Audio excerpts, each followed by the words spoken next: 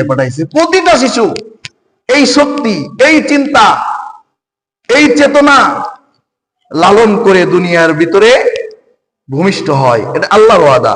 ফিতরাতাল্লাহিল্লাতী ফাতারান নাস আলাইহা।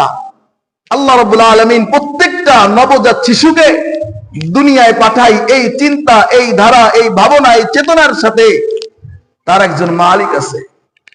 সে দুনিয়ার উপরে কিভাবে জিন্দেগিটা কাটাবে এই মালিকের হুকুম মোতাবেক।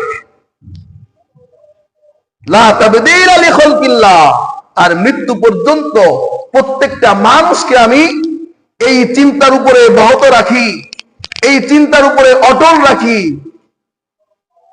ওয়ালাকিন্না আকসারান নাসি লা ইয়ালামুন।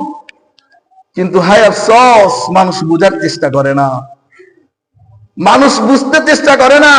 অথচ সত্যের সন্ধানী মানুষ যদি বাস্তবিক সত্য সন্ধান করে, ফিকির করে, চিন্তা করে, অবশ্যই সে তার সঠিক পথ অবশ্যই পাবে। ঠিক কিনা?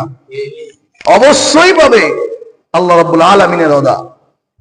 আল্লাহ রাব্বুল আলামিন নিজে কথা দিয়েছেন, ওয়াদা করছেন, যদি মানুষ চিন্তা করে, ভাবে, অবশ্যই সে সঠিক দিশা পাবেই পাবে। একটা কথা মনে